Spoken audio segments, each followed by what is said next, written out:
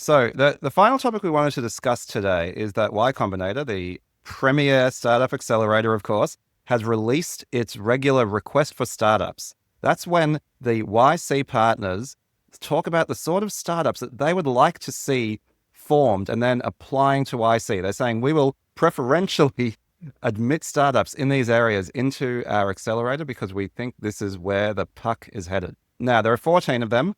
I don't think we have time to go through all of them, but I thought we could pick a few.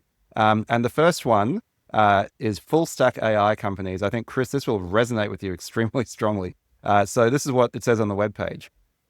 Suppose you believe that LLMs are now able to automate a lot of legal work.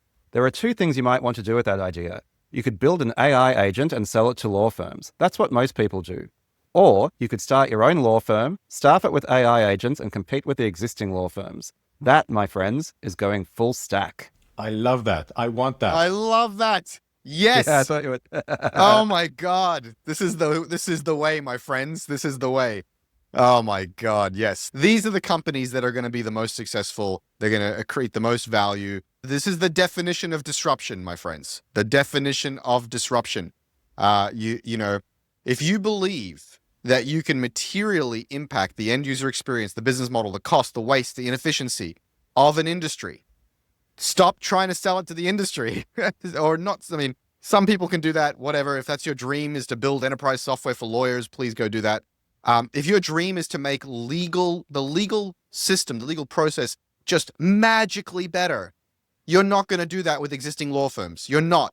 You're going to do that by killing the old law firms with Acme Co. new law powered by Silicon Valley tech. And so, yeah, go disrupt. Go forth and disrupt. 100%. And I would say that this is not a new model.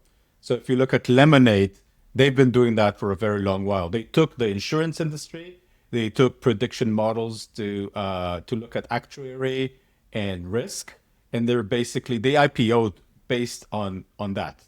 Instead of selling software to insurance companies, they became a very, very popular insurance company.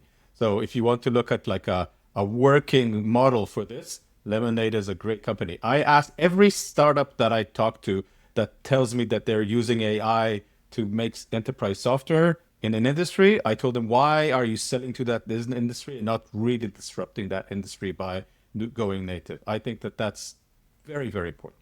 Amir, I've got 2 or 3 artifacts on my website you should share with these founders. It explains the reasons that B2B is not less risky than B2C and is the way to go for full disruption. And, you mentioned Lemonade. What about Uber? What about Netflix? What about all the great unicorns? What about Google? Google tried to go to Yahoo and Yahoo told them to piss off. And luckily, thank God they did, because they built a full stack disruptor search engine. Every major unicorn you can think of pretty much has gone and done this. I'm sure there are exceptions, whatever, Shopify and a few others. But go sell your own shit. Go disrupt the incumbents. I love that this is the first thing on the YC request for startups list. It's number 1 on the list. We will go to number 2 because I also think this is one of the more interesting ones, which is more design founders. So the concept here is that designers actually have a lot of the most important skills it takes to be founders, but perhaps, because they've lacked certain technical skills, that's limited their ability to actually take that leading role as founders. And again, with AI, of course, is sitting underneath everything in this request for startups. There's an opportunity to empower more designers to become really excellent founders. And so the idea here is, yes, what software can you build that will support design founders? If I were to look at that, I would couple that with other statements like more GTM founders. I think GTM is becoming go-to-market. The ability to acquire users, the ability to get more people to see your user, the ability to grab attention is very important.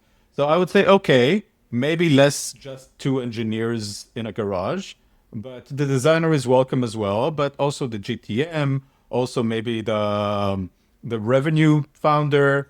I think there's a tide that is shifting towards non-technical founders, but I still think that like technical heavy companies will prevail. So my statement here is that not just design, a lot of non-technical founders will be more valuable, but technical founders are going to be super valuable for the foreseeable future. But here's the thing, Amir. I think design is special because design is close to product and product scales. And I really believe that brilliant design can create real differentiation, and real differentiation is the same as innovation. Big time differentiation is the same as innovation. And so I do think there is a massive opportunity for incredibly beautifully designed products that are both aesthetically beautiful and functionally effective. And I think that the world is just far too utilitarian. And I think there's a huge opportunity there. I agree with you that, yes, other roles can become, founders more easily now as well. But, I'm going to show my bias and my prejudice. I think a lot of GTM or growth or sales leaders don't know how to scale, or certainly sales leaders.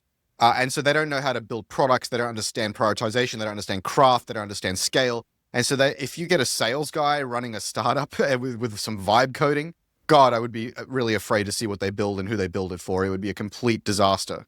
Maybe there are some other roles, product managers as founders, and other skills that are closer towards the product and scale end of the spectrum.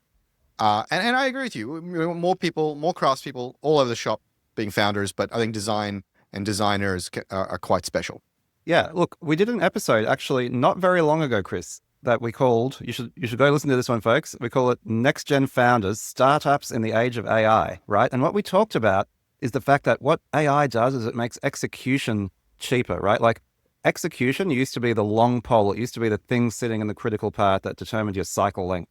And with AI, that is getting shorter, right? The execution is moving from idea to implementation, becomes faster. And what that means is everything else on either side of the execution, the design and product on one end, go to market on the other hand, are elevated in importance. That is where a lot of the competitive advantage will be. So, I think you guys are arguing like it's either or, but I think, good design coupled with good go-to-market, and also just that ability to, that raw intellectual horsepower of being able to iterate quickly and actually ideate and move meaningfully with what you've learned, which I think, a really good designer, and, we've had Yuki Yamashita on the show, the chief product officer of Figma. Listen to that episode as well.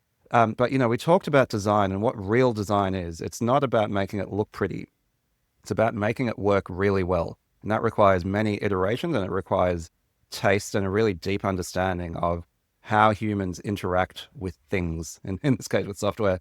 And so, I do think that real, true designers in that sense, as opposed to visual designers, are going to get a lot of superpowers. And if you can give them certain tools to enable them to flourish in this environment, then yes, I think there's a lot of power in that. If this is among the first of the episodes you've heard of our show, guys, go back to the back catalog in the early days where you'll hear Yaniv poo-poo the idea that taste and judgment is a real differentiator. Oh, fuck off, Chris. But but what I'm saying is I have scored a victory, that I have convinced him all these many hours, all these many years, that taste and judgment plays a critical role in you can tell yourself that if you like, my friend. I can tell you that the best founder that I worked with, Stuart Butterfield, was all about design. Like his entire entrepreneurship point of view was make it amazing, to an amazing experience. So I kind of agree that designer could be a top essence to drive a company. Yaniv is right. It's not or, it's an end. Okay, now there's a bunch of, I guess, requests for startup here that I kind of bundle in the just like, using the latest AI technology to make broken things less broken. So there's one around voice AI, there's an AI personal assistant, healthcare AI residential security, and AI voice assistants for email, AI for personal finance. All of these, like they're different sectors, but we're basically saying, okay, here's something in the world that is really important, that is really valuable, that doesn't work very well right now, and we can use AI to fix it. To me, that's like, yeah, okay, sure. I don't have a huge amount of commentary to add, but I don't know if either of you folks would like to comment on that bundle or that category of startup requests. One thing I will add is I continue to believe the AI companies, the application layer AI companies that have the most defensibility over the long term are those that physically interact with the real world. So there's a lab doing some some lab work, there's a home you're renting out with Airbnb, an asset you're moving in the real world like an Uber. So you have to physically interact with the real world, or that the software is some kind of massively multiplayer game. Think of a social network or an actual video game, or a marketplace. Those are hard for an LLM to dream up at runtime and propagate amongst a small group of people, because the rules need to be set, they need to be common, and they need to interact, or they need to interact with physical assets in the real world. And so when I look at this list, some of these don't meet that criteria, but some of them very much do. So these ones that you've listed off, voice AI, personal assistant, residential security, even maybe, these feel like, especially AI voice assistant for email, these feel relatively, in the crosshairs for disruption by just a raw LLM. The personal assistant, I mean, Google's going to do that, Siri's going to do that. Voice assistant for email, Gmail's going to do that. And so you're going to want to hope that these, frontier models don't get really, really good and displace you. Although, just a side note, Gemini is a piece of garbage and can't help me with my email at all right now. But I think some of these are a little bit in the danger zone and don't qualify for what I'm saying, and that's a problematic thing, I think. I think the way to look at it is to remove the word AI from there and say, does this industry merit disruption in a fundamental way? Look at it from first principles without the AI glitter. Like, do we have the right team? Is this a big enough TAM? Is this a big enough pain? And if it is, solve it with either AI or a for loop. I don't care how you do it. Go and do the job. So I think like all these things are a mixed bag of, okay, these are broken things, but do they have the right TAM? Is the pain big enough? Is the willingness to pay there? So I will do a regex and remove all the AI from all these call to. Yeah, but Amir, I think the point here is Y Combinator is saying, hey, our thesis, like everybody else, is that AI is a massive platform shift. It therefore reshuffles the deck on winners and losers, and it forces you to reevaluate all problems through a new lens and new first principles. And therefore, the reason to exist, the reason for why now, is AI. And so the question is, what inefficiency and waste is left over by the legacy players? And by legacy, I mean one generation ago, SaaS and consumer apps that were pre-AI. And how do you disrupt those, immediately, near-term legacy players using AI as the first principles differentiator? But here, I agree, but hear me out. They gave two examples. One of them is voice assistants to email, and the other one is AI for health. I think one is a crazy TAM for health. There's a crazy TAM and tons of this. You could dive into it and do AI just for surgeons, and you'd have a crazy TAM. And voice assistant for email, I would ask myself, like, is that a real business? Or to your point, it will be disrupted by Gmail and Microsoft Office because they're incumbent, and they'll be stupid if they don't have a PM that's thinking about it right now. So even if you take the AI from that equation, you'd need to look and see at the basic merits. Is this a good enough of a business to innovate in? Yes. And I think the other point, just that's complementary to what you're saying there, Amir, is don't get so distracted by the shiny AI to forget that you're basically building tools to solve real problems in the real world. That's some of it. And, you see marketing copy that's like this powered by AI and that powered by AI. And to your point, it's like, I don't give a shit what it's powered by. Does it solve my problem or doesn't it solve my problem? And so, yes, AI is an enabling technology, but so you've got to be very much aware of it, but you don't want to be fixated on the tool. You want to be fixated on the problem and then be hyper aware of what new capabilities the tool gives you to solve the problem, but the problem is still at the center. My peak design does not have AI. Sorry? My peak design doesn't have any AI, and it helps me carry things from one place to another. Delightful software. But wouldn't it be better if it did have AI, Amir? No, I don't want AI in my peak design. The advice, of course, is good, and we've given it on this show a million times, which is solve a problem, don't follow the shiny objects. But this YC request for startups is the definition of shiny objects, right? It's saying AI has disrupted everything. We want AI startups, and we want AI for everything. You have to evaluate, is that a real opportunity? Is there real inefficiency and waste? Again, I'm saying There probably is. When you rethink that industry with AI first principles, you will find a way to reduce inefficiency and waste.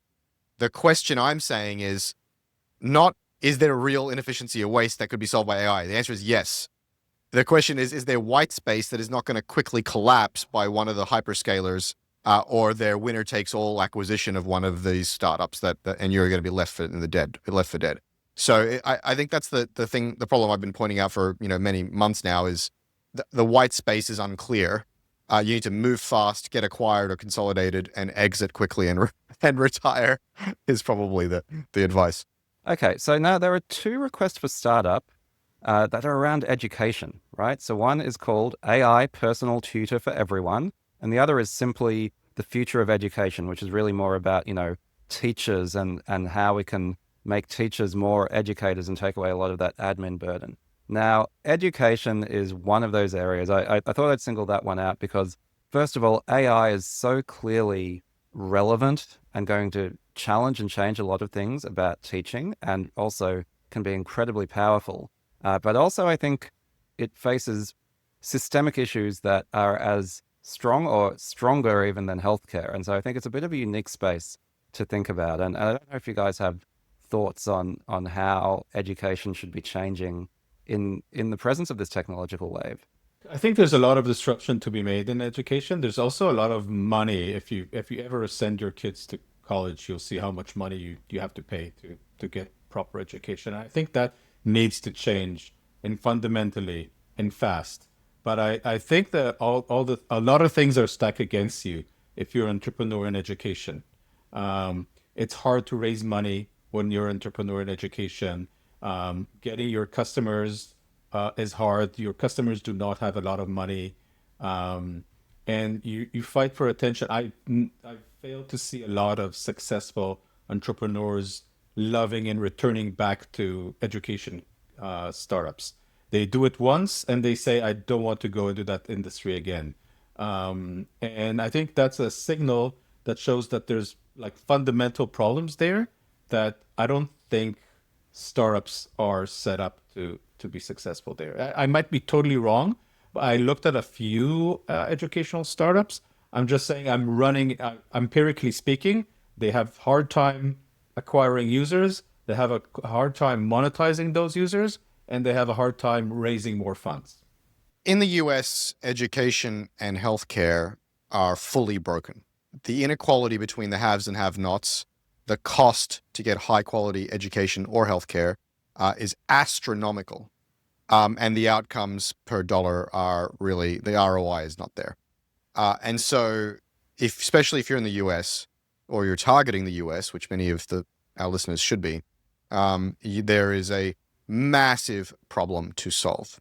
At the same time, as you just alluded to, Amir, selling to healthcare, incumbent healthcare providers, and selling to schools sucks.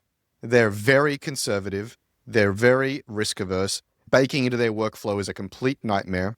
And so this leads me to the advice we were giving earlier. Consider what a full stack healthcare provider looks like, or as much of the stack as you can afford to reasonably build. Imagine what a full stack disruptor school might look like.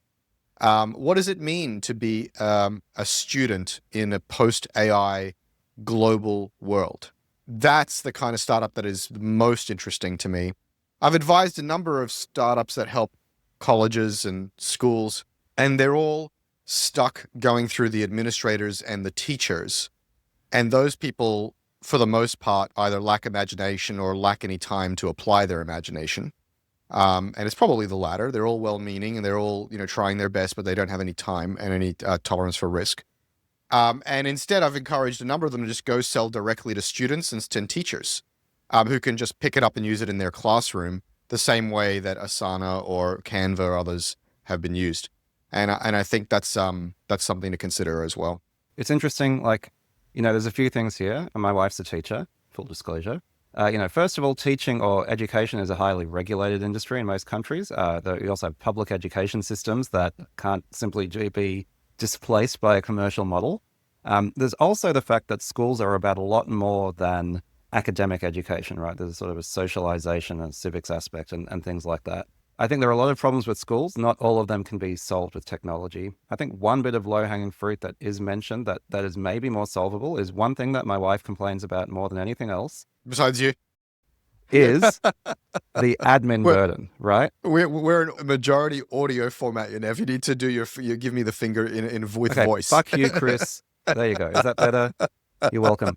That's my full accessibility-friendly insult. Your full stack, Full fuck stack. off. Full stack, fuck off. Okay, where was I going? So, yes, the admin burden, right? So teachers want to teach. And, a lot of them, not all of them, a lot of them are very good teachers. But generally, with the passage of time, they have more and more shit to do that is not teaching. And, often when funding gets cut to education, it's the administrative roles that go first. And I don't mean not the administrative roles in that the bureaucracies that create more admin work, but the roles that actually support the doing of administration, they go away. Those support roles go away. And so teachers are stuck doing more and more of this nonsense on their own, right? Filling in reports and forms and, even simple things like preparing class materials, distributing class materials. And so I do think there is a non-trivial opportunity for startups to automate that stuff away. It's not going to be your next trillion-dollar company, but I think that there's more of an opportunity and maybe a bit less resistance because it's not going to fundamentally change how education is done, but it could make it significantly more efficient and allow teachers to do what they are there to do, what they love to do, which is teach. By the way, same exact problem for healthcare providers. I think education and healthcare have a lot of similarities in terms of the types of systems that they are. Yeah, that's why I connected the two in my responses. That they're Yep. both, they have an extraordinary set of similarities, and they are each maybe education more so the silver bullet to improving humanity. If we can up-level our kids' education, we will have more rational, more empathetic, more effective leaders, and it'll make the world a much better place. Kumbaya. And if they can stop being sick and stuck in hospitals and emergency clinics, the quality of life will go way, way up. We've got two more I wanted to cover quickly. So the first is an internal agent builder, which sounds boring, but I think it's actually quite a deep insight from what I've seen, right? And this says, all companies will soon have one thing in common. Every employee will build their own agents to automate the repetitive part of their jobs. We'd like to fund founders working on the infrastructure they'll use to do that. Why do I think this is interesting, even though it sounds a bit boring? I'm seeing every company in this mad scramble to say, oh, we've got to use AI to automate our internal processes and all of that. And often, these initiatives are led by non-technical functions, by operations. I've heard them often being led by HR even. And what you end up with is systems that, frankly, as an engineer, I find scary, right? Like there is a big difference between saying, hey, let's sort of play with some AI agents and let us use AI agents to automate core parts of how we run our business, even if it is internal, and, potentially reduce our staffing needs.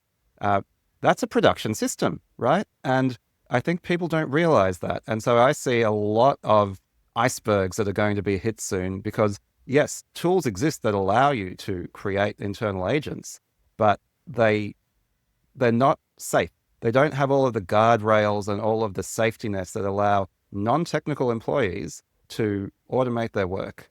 And so I think whoever cracks that is going to be addressing a huge market. That's part of the interesting part. I think if you create a synthetic human, Ryan Hoover wrote an article that I really like about like synthetic humans. And if you create a synthetic human and create the guardrails there and create the safety there, then you actually have a very, very valuable product. I think the problem from an engineering perspective and from a product perspective is extremely complex.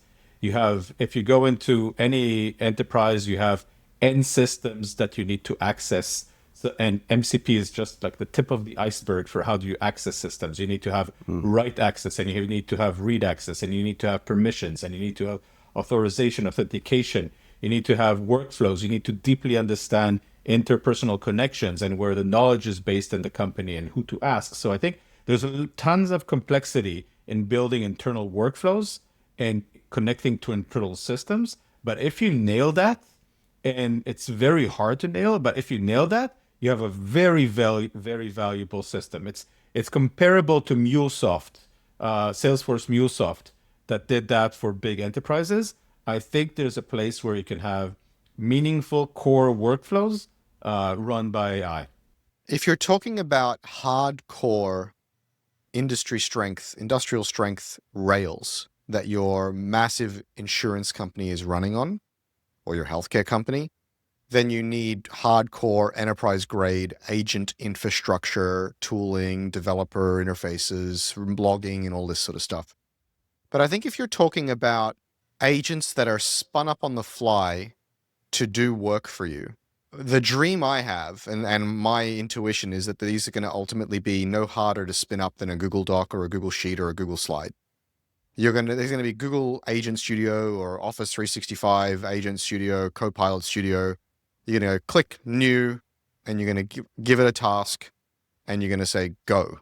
And it's going to say, what tools should I use? Or, hey, who's the product manager of that? And what permissions and guardrails should I stick to? And people are going to be spinning up, quote unquote, agents with the same level of forethought and complexity as they do to spin up a document. Now, this may take days, weeks, months, or years to get to that reality, but I think that's where it's ultimately heading. And I think it ultimately, again, gets baked into some of these core productivity tools. Quite possibly right. But I think, well, maybe it's baked into the core productivity tools. I think what you're describing is very difficult. And that is why this request for startups resonates with me. I think it can be easy to think that we're there now, but anybody who has come into a growing business that's got a whole bunch of shit in Zapier knows that, there's a difference between having a bunch of chewing gum and duct tape and having internal agentic systems that are reliable and scalable. And so I think that's really what we're talking about here. Final one, just a quick one, because I like the aspiration behind this. And this is AI research labs. What this one says is, OpenAI began life as YC Research, our in-house research lab. I didn't realize that either. OpenAI pioneered the concept of independent AI research labs. OpenAI is doing incredible work, but there are many unsolved problems in AI and still plenty of opportunity for new research labs. So what they're saying here is the foundational space is not tapped out, that, if OpenAI is likely to be the next $1 trillion company, there is more yet to be done at that foundation level, and that they would like to fund ambitious technical startups to do that. Do we agree or not? I think it's a no-brainer. I think having research in places, I think GPT is a great advancement towards GAI, but it's not general intelligence. And there's multiple places where we still have big gaps in knowledge that require deep research. Things like robotics, things like what is the next level of intelligence that is not based on transformers. There's tons of places in this industry that are still totally unknown. How do you get consistency in AI in a predictable way? There's tons of problems that if you do deep research in them, you will uncover extreme value, and that's a good investment to make. Yeah, I think this is obviously true, and it's obviously a good thing to put a call out for. I just want to put a point of caution out there for founders, because I've bumped into a number of founders recently in my advisory work where they're positioning themselves as doing deep research, but wanting to stay arm's length from commercialization. They're like, we just want to be a research lab, and we have a 2, 3, 5, 10-year time horizon, and we're raising millions of dollars to kind of get halfway through step one, and we don't want to touch the productization of this thing. And my advice has been to caution that, we talk about full stack disruption, right? One of my religions is full stack disruption. If you build something truly novel that breaks some aspect of the world, chances are you need to take it to market. And so OpenAI is not a pure research lab. It's a deep tech product company. So I just want to caution some people's desire, people who tend to come from academia or come from deep domain expertise, to want to live in a research lab, but don't want to touch the commercialization. I don't know that there's a lot of appetite for that. And don't confuse this call for startups to be that. That's not my perception. It's more like OpenAI. Let me take the other side of that, because I think OpenAI is a unique organization from a unique point in time. And for a long time, they were a research lab. That's why they started out as a not-for-profit. And they kind of, through some combination of luck and good timing, stumbled into this incredible product opportunity. I don't particularly believe that lightning is going to strike twice in that way. And what I'm actually thinking about as we talk about this is I've got a friend who's a biotech founder, right, in like early drug discovery. And the way the biotech, this is also a VC funded space, right? But the way biotech works is that the startups will never have the resources to take a new drug to market because of clinical trials and all of that stuff. And so the model is you basically, you have a number of barriers of de-risking, same as in tech, right? Where you like de-risking some of the key parts of that drug discovery. And you might get halfway, to your point, Amir, to taking this thing to market. And at that point, you get yourself acquired by big pharma. So the life cycle there, the exit there is always, nearly always, acquisition by big pharma. And I wonder if actually that is what we're going to be looking at, where these AI research labs are going to do fundamental research on pushing the frontier of technology. And, they're going to have trade secrets. They're probably going to be patenting things, which I know, Chris, we normally advise startups not to do. And then when they've got some technology that is at a sufficiently advanced proof of concept, they'll get themselves bought by OpenAI or by Google or whatever for, a few $100 million, even a few billion if they're lucky. And that will be the life cycle. Yeah, I think aiming for acquisition is one thing. Aiming to be sort of a pure play research lab for the rest of time feels like a bit of a difficult thing to pull off. Not impossible. There are, people have pulled it off. It's just truly novel things require novel go-to-market and novel business models and require you to typically pursue that to the logical conclusion. Okay, well, I think it's a really interesting one.